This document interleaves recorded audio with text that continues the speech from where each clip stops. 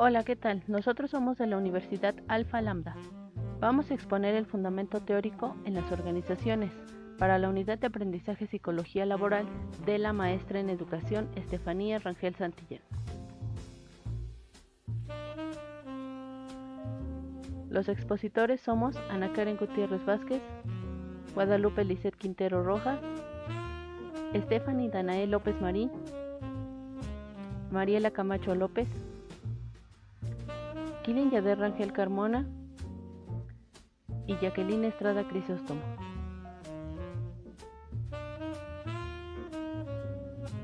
2.1 Frederick W. Wilson Taylor. Teoría científica. El objetivo es mejorar el proceso productivo a través de la medición del tiempo para determinar el método o proceso más eficiente e incrementar la productividad. Pero, ¿cómo lograrlo? Utilizando maquinaria más productiva y haciendo que obreros y directivos también sean más productivos. Taylor, a partir de esto, desarrolló los principios de la administración, que son planteamiento, preparación, control y ejecución. Dentro de la planeación, se sustituye el trabajo improvisado del obrero por métodos basados en procedimientos. Dentro de la preparación, se seleccionan los trabajadores de acuerdo con sus aptitudes y habilidades para ser más productivos. Dentro del control, se controla el trabajo para verificar que se esté realizando correctamente. Y en la ejecución se distribuyen atribuciones y responsabilidades para disciplinar el trabajo.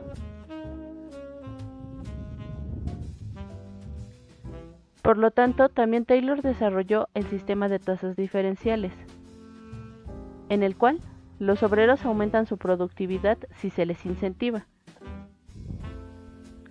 Este consistía en dar al obrero un salario bajo, pero, de acuerdo a la productividad que tenían, remunerarles entre el 30 y el 50%, es decir, un condicionamiento clásico.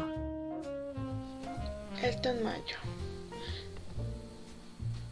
Una frase muy conocida de Elton Mayo es: un trabajador feliz es un trabajador productivo.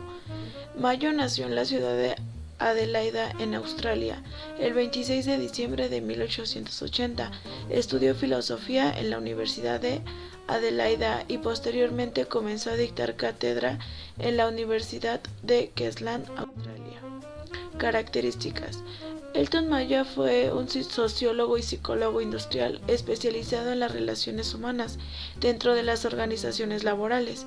Este teórico australiano demostró que no existe interés por parte de los trabajadores para colaborar en un proyecto si no tienen suficiente atención, lo que sin duda afecta directamente a los objetivos y metas de las empresas, ya que ha demostrado que simples mejoras en la vida laboral de los empleados tiene un efecto positivo en su productividad.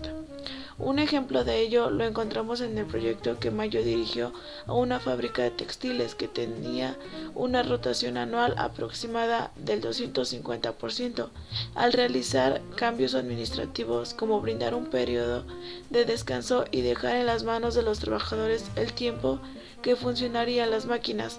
La efectividad de los empleados mejoró, con un incremento de la productividad y la disminución de la rotación. Teorías de Elton Mayo. Los trabajadores responden según sus emociones y sentimientos.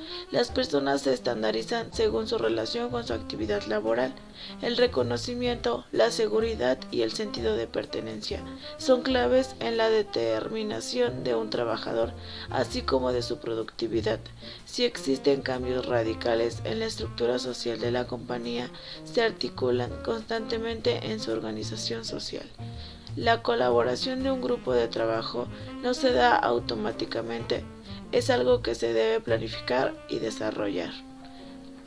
Ante estos puntos podemos observar que si aplicamos mejoras en la jornada laboral y realizamos esfuerzos para crear un sentimiento de pertenencia entre nuestros colaboradores, podemos generar un cambio positivo en la actividad laboral y, por supuesto, en la productividad. Los trabajadores responden según sus emociones y sentimientos. Las personas se estandarizan según su relación con su actividad laboral. 2.3. Max Weber. Max Weber, 1864-1920.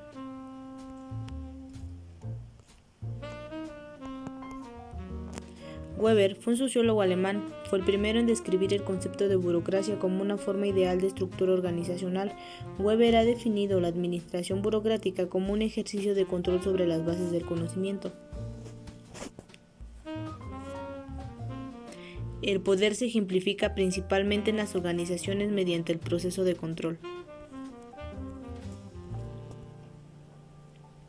Weber clasifica las organizaciones de acuerdo a la legitimidad de su poder y utiliza 3 clasificaciones básicas. La primera, autoridad carismática. Esta está basada en la personalidad excepcional del individuo. Los empleados se identifican con su líder. La segunda, autoridad tradicional. Este es aquel respeto a las costumbres y tradiciones. Los subordinados consideran que las órdenes son justificadas porque las cosas siempre se han hecho de la misma manera. La 3. Autoridad legal racional. Esta está basada en un código o conjunto de reglas. Es el tipo de autoridad técnica, mediocrática y administrativa. Por último, las aportaciones generales. Es uno de los fundadores de la sociología junto a Marx y Durkheim y Comte. Es considerado uno de los padres de la sociología moderna y de la administración pública. Renovador de las ciencias sociales y su metodología. Estableció los fundamentos del método de trabajo de la sociología moderna, aportándole rigurosidad y legitimidad. Introducción del antipositivismo a las ciencias sociales. Su libro, Economía y Sociedad, es considerado el libro más importante de la sociología del siglo XX. Desarrollo de conceptos concretos para la interpretación de la historia, un análisis e interpretación de tipo racional. Contribuciones teóricas a distintos campos, entre ellos la psicología social y de las organizaciones.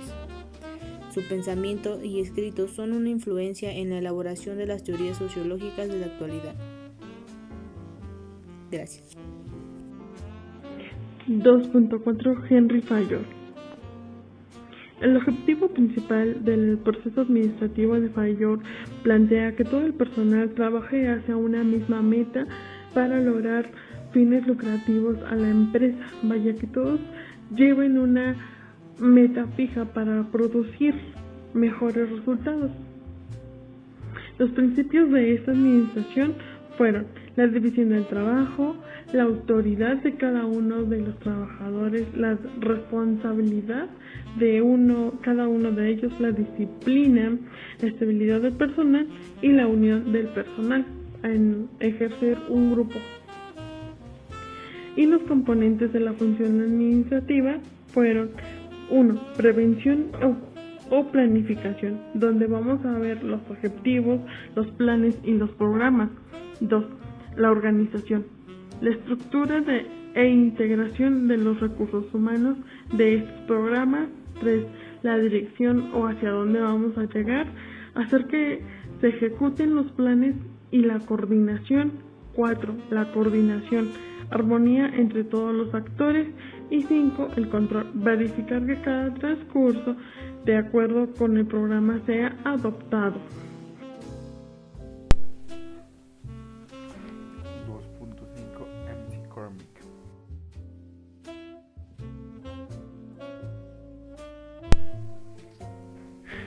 Teoría del orden normativo institucional. Afirma que el derecho es una práctica institucional, autoritativa y heterónoma dirigida a individuos libres y autónomos. Esta teoría, como dice McCormick, exige a las autoridades institucionales justificar sus decisiones.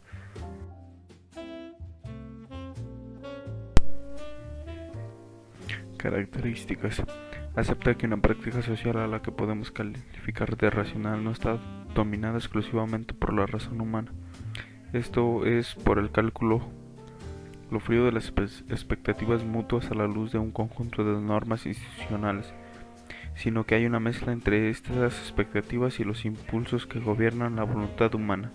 En la mezcla de esos elementos está el respaldo moral de una práctica social normativa.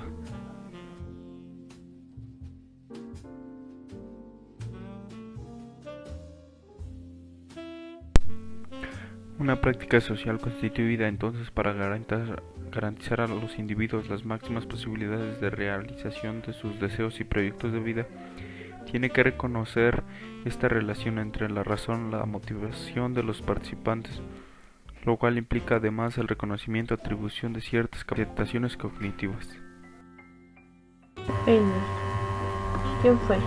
Bernard Weiner es un psicólogo social estadounidense conocido por el desarrollo de la teoría de la atribución, que explica las vinculaciones emocionales y motivacionales del éxito y el fracaso académico. Weiner se interesó en el campo de la atribución después de estudiar, en primer lugar, la motivación se logra. Realizó estudios para identificar las diferencias de las necesidades y rendimientos de las personas cuando piensan en sus propios éxitos o fracasos. La teoría de la atribución causal de Weiner es comúnmente conocida como las atribuciones causales. Estas atribuciones son las inferencias que realizamos sobre las causas de una conducta, ya sea propia o ajena. Las atribuciones causales tienen la capacidad de afectar las expectativas que pueda tener una persona en situaciones similares. Toda conducta realizada por una persona tiene un origen que la ha motivado. Estos orígenes son considerados como las causas por las que se realiza dicha acción. Las atribuciones nos permiten tener una sensación de control ante las situaciones. Estas facilitan que los sujetos tengan una buena autoestima si sienten que las cosas ocurren por determinadas causas. La atribución causal se basa en la explicación que elaboramos sobre las causas de las conductas que se llevan a cabo. Su utilización tiene como objetivo dar un sentido a nuestras propias experiencias positivas y negativas, y también permitirnos predecir las futuras conductas de los demás. Weiner indicó que toda teoría de la atribución parte de la premisa de tres preguntas frecuentes: ¿cuáles son las causas del suceso? ¿Qué información tenemos en cuenta para explicarlo? ¿Qué consecuencias tiene la explicación o atribución realizada? Antes que nada, tenemos que conocer el porqué de la atribución causal de Weiner. Mediante los estudios científicos se ha podido observar que las atribuciones son completamente espontáneas, por lo que las personas no notan su necesidad de realizarlas y en muchos de los casos ni se dan cuenta de estar realizándolas. 7 situaciones que predisponen a que se realicen estas atribuciones: acontecimientos inesperados, objetivos no logrados, fallos o fracasos, acontecimientos negativos, cuando se experimenta una falta de control, y que por otro lado hay que indicar que las causas de atribución causal de Weiner más habituales son la habilidad o las capacidades de una persona, el esfuerzo empleado en algo, el azar, las dificultades de la tarea. Concluyendo que el modelo de la atribución causal de Weiner nos ayuda a encontrar una causa y explicación a todas y cada una de nuestras conductas, facilitándonos de este control una mejor adaptación y autopercepción propia. Del mismo modo, los errores atribucionales y los sesgos cognitivos pueden distorsionar nuestro juicio, afectando nuestra capacidad de procesar la información y llegando a repercutir en nuestra autoestima.